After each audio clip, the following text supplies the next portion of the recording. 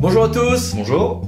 Nous voici ensemble pour une vidéo du cabinet Landau Associés dédiée cette fois-ci à la gestion des eaux pluviales urbaines. Alors en fait sur les eaux pluviales urbaines, qui est un sujet d'actualité compliqué, nous avons fait 3 vidéos.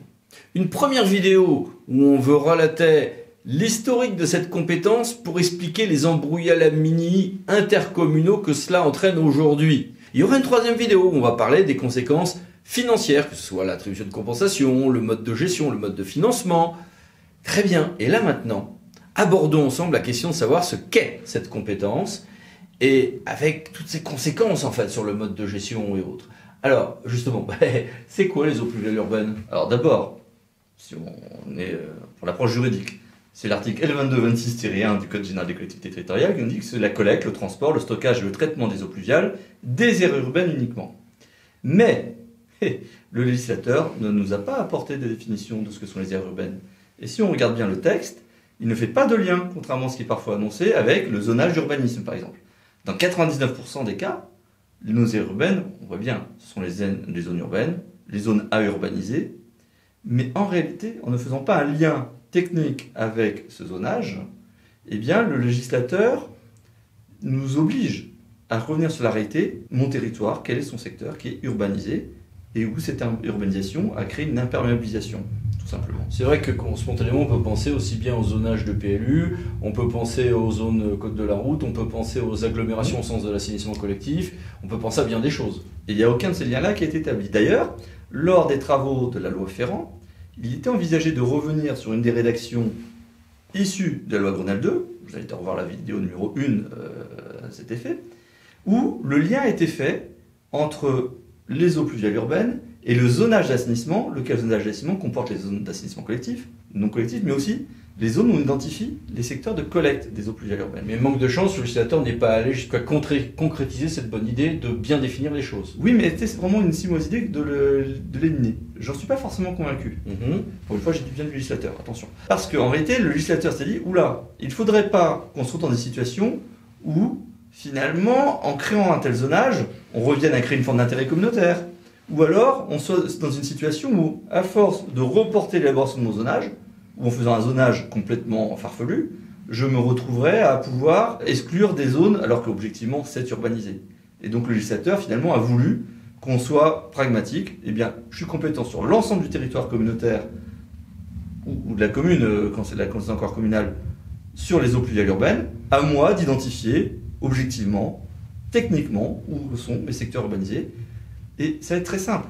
C'est les secteurs où eh bien, cette urbanisation a généré cette imperméabilisation. Et c'est à distinguer des autres formes d'imperméabilisation, puisque parfois en secteur agricole, on peut avoir une imperméabilisation artificielle des sols qui peut être parfois même à hauteur de 75%. Eh bien, là, ça ne rentre pas dedans. C'est une autre problématique. Ça fait partie du domaine qui gravite autour, puisqu'on a dans le monde merveilleux des eaux pluviales, les eaux pluviales urbaines, les eaux de ruissellement classiques, agricoles. Voir notre vidéo sur d'ailleurs tout ce qui est GEMAPI, ruissellement et boue.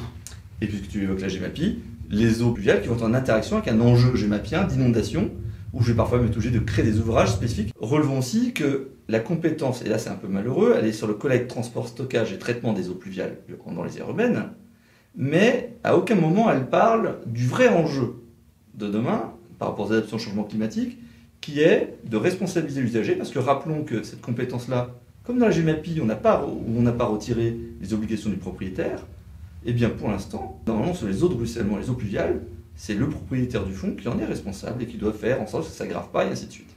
Mais là, il y a des tentatives notamment fiscales, mais globalement qui tout ont échoué. Attention, rappelons-nous que pour la fin 2019, on nous parle d'un projet de loi décentralisation où il y aura une nouvelle compétence biodiversité, environnement qui incombera aux collectivités territoriales et qui serait sûrement l'occasion de remettre ceci sur le tapis. Ça ne veut pas dire que ça sera dans la future loi, mais ça sera dans les débats, c'est une évidence que le point de savoir si on le réintroduit ou pas. Ça veut dire que techniquement tu retrouves des frontières quand même avec la voirie, les services d'assainissement, notamment en réseau unitaire, etc. En fait, il y a deux frontières. Il y a la frontière géographique qui consiste à identifier mes aires urbaines, et là, il peut être intéressant de lancer effectivement en même temps que le transfert de compétences pour la réflexion sur le zonage, parce que ça va permettre justement de connaître mon territoire et d'identifier ce découpage géographique des lieux où effectivement il faut que j'organise cette collecte en raison de la perméabilisation. mais à faire évoluer peut-être avec ma stratégie de désimperméabilisation. Et là, c'est ceux qui maîtrisent les documents d'urbanisme qui sont compétents. Mais après, il y a effectivement la frontière technique, avec la voirie, avec l'assainissement collectif, et ainsi de suite. Et là-dessus, ce qu'il faut savoir, c'est qu'on n'a pas de jurisprudence, enfin, on a de la jurisprudence, mais on n'a pas, en revanche, de texte, il n'y a pas de partie réglementaire dans le CGCT ou d'arrêté, ni même de circulaire qui viendrait nous faire une grille de lecture en disant tel ouvrage, ça relève des eaux pluviales urbaines, tel ouvrage, ça n'en relève pas. Du coup, tu te retrouves en permanence à gérer dans les missions que tu as pour le cabinet, avec ton équipe, par convention ou autre, énormément d'interactions avec l'assainissement collectif, notamment en unitaire, avec la voirie, est-ce que ça commence à la bouche à valoir, qui fait le dégrillage, enfin, des problématiques qui concrètement sont considérables. On est obligé, dans ces cas-là, effectivement, en relation avec les communes, lorsqu'on est sur le transfert de compétences, de faire une forme de grille technique de ce qu'on met dans la compétence et ce qu'on ne met pas. Puisque il n'existe pas d'arrêté, il n'existe pas de circulaire qui dit précisément ce qu'on doit intégrer, eh bien là aussi, c'est une question de bon sens et de pragmatisme. Les ouvrages qui sont hors de l'aire urbaine, en général, seront exclus. Ils seront rattachés à une autre compétence. À quelques exceptions près, on le verra après. Dans les aires urbaines, d'abord, quand j'ai un réseau unitaire, je le gérerai déjà de toute façon au titre de l'assainissement collectif. En revanche, si j'ai beaucoup de réseaux unitaires, ça pose la question pour les communautés de communes qui n'auraient pas, au 1er janvier 2020, ou plus tard, la compétence eaux pluviales urbaines, puisque c'est une compétence, on l'a vu, dite facultative. Si j'ai que du réseau unitaire, il faut se poser la question, parce qu'à la limite, je vais peut-être être confronté à plus de difficultés de fonctionnement à cause du réseau unitaire, en laissant la compétence aux communes, qu'en la transférant. Dans ce cas-là, il faudra en tout cas un prélèvement des communes M14 vers le M49 minimum, sauf à le faire par l'attribution de compensation, mais c'est pas un transfert de compétences, donc c'est plutôt un prélèvement. Mais par contre, il y a des jurisprudences ambiguës là-dessus, parce qu'elles ont anticipé le transfert, et du coup, elles disaient que je ne pouvais pas jouer sur des contributions des communes, mais sur le transfert, avec des attributions de compensation, mais je pense que cette jurisprudence est devenue caduque. En revanche, quand j'ai des réseaux séparatifs, pas de doute. Mais il faut regarder. Si mon réseau dit séparatif, en réalité, quand je le regarde, ce n'est qu'une buse, peut-être longue, mais qui en réalité ne recouvre qu'un cours d'eau, c'est de la GEMAPI.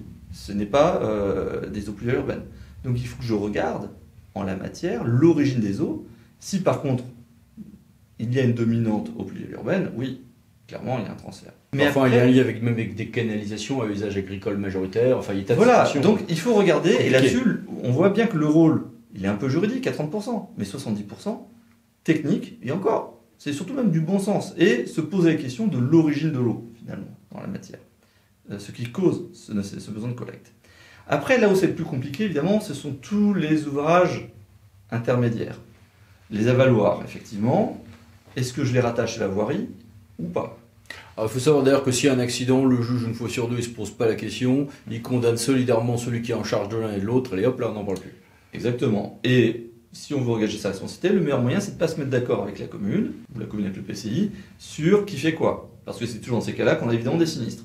Donc il est intéressant de se faire une grille de lecture, où on identifie les avaloirs, le service de gestion des eaux pluviales urbaines le prend en charge, ou au contraire, on le laisse à la voirie. En pratique, bien souvent, c'est plutôt le gestionnaire de voirie qui va le garder, parce que de toute façon, c'est lui qui a les moyens humains d'entretien en la matière, que ça sert aussi, en fait, la collecte des eaux pluviales sur la voirie, en tout cas, elle est faite comme en grande partie pour la sécurité de la voirie. Parce que toujours, on utilise des conventions, des articles 52.14.16.1, 52.16.7.1, 52.15.27 du CGCT par exemple, ou des outils de mutualisation, mais en se mettant d'accord avec quelques normes techniques aussi, en termes de débrayage, sur des parkings pour des questions de traitement d'un certain nombre d'hydrocarbures, etc. Soit on décide que ces avaloirs restent rattachés à la voirie. Compétence voirie, très bien. Ça peut être de voirie communautaire. Le problème se repose. Si en revanche, on considère que c'est le service des eaux pluviales urbaines, rien ne nous empêche effectivement de partir du principe que les avaloirs sont transférés, que l'entretien incombera au service. Par contre, effectivement, de passer une convention de gestion où on reconfie au service de la commune l'entretien courant parce que c'est eux qui sont à proximité. Et là, par contre, parce qu'on leur a pris via les attributions de compensation, on le redonne via la convention pour équilibrer évidemment la convention. C'est une possibilité. Là-dessus, tout est possible. Beaucoup de choses sont possibles, tout dépend en grande partie aussi des réalités, là aussi, de fonctionnement. Est-ce que nous sommes sur une situation où le service aura les moyens d'avoir son propre service pour faire l'entretien des avaloirs, ou est-ce qu'il vaut mieux s'appuyer sur la commune? Ceci dit, on va le voir dans notre vidéo sur les questions financières, il y a énormément de territoires où les gens disent oui, oui, oui, c'est une compétence très importante. Mais quand on va recalculer les attributions de compensation, tout le monde dit qu'il n'a rien dépensé en la matière, bah voyons, et de fait, c'est très difficile de dissocier ce que l'on dépensait pour les eaux pluviales urbaines de ce que l'on dissociait un peu sur la GEMAPI, un petit peu, beaucoup sur la voirie et un petit peu parfois sur l'assainissement collectif.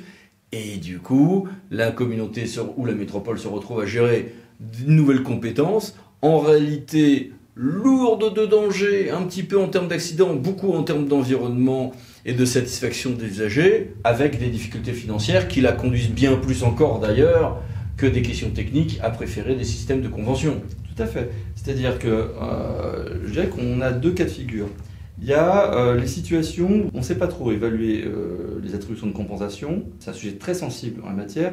Et souvent, les évaluateurs, on préfère les laisser, à la fois parce que la commune a les moyens humains de le faire, mais c'est pas vrai, dans un système très urbain, peut-être que la communauté aura les moyens. Du coup, elle se garde aussi cette charge-là. À l'inverse, dans certains cas, si on sait qu'il n'y aura pas beaucoup plus à valoir, c'est-à-dire que le surcoût demain est plutôt neutralisé par cette attribution de compensation, ou si on a peur que la commune fasse mal l'entretien et qu'on se retrouve à engager la responsabilité quand même peut-être de la communauté, alors parfois la communauté préférera peut-être transférer la compétence en comprenant les avaloirs, passant des conventions avec les communes, mais pour pouvoir brandir après, auprès de la commune, attention, c'est ton obligation là de l'entretien. Si tu fais mal ton boulot, moi je me retourne contre toi au titre de la convention.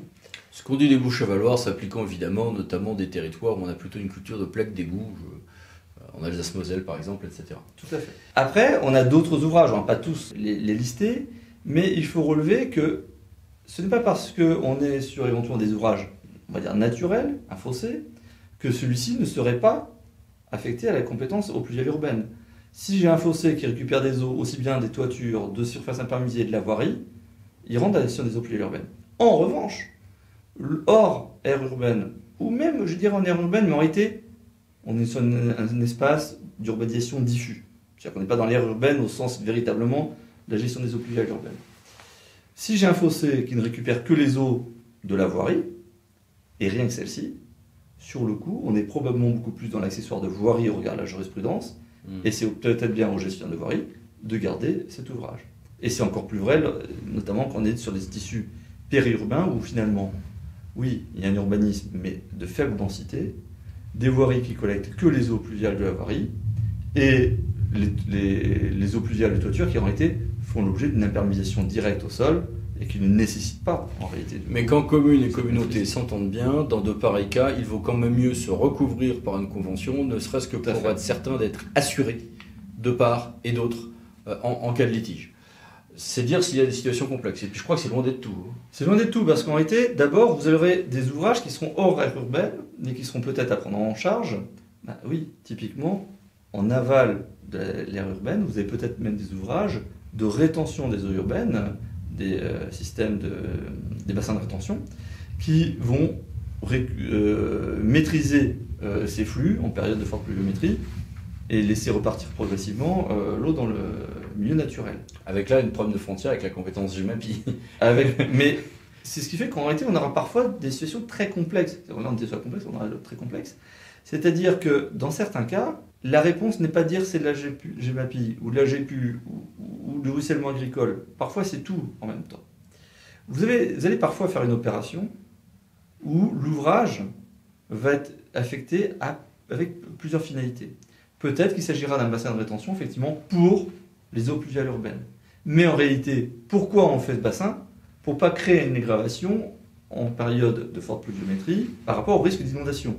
Et dès lors, peut-être que finalement notre opération va être à 50% eaux pluviales urbaines, mais à 50% par rapport à la GEMAPI, parce qu'on va peut-être surdimensionner par exemple l'équipement par rapport aux besoins de la compétence GEMAPI.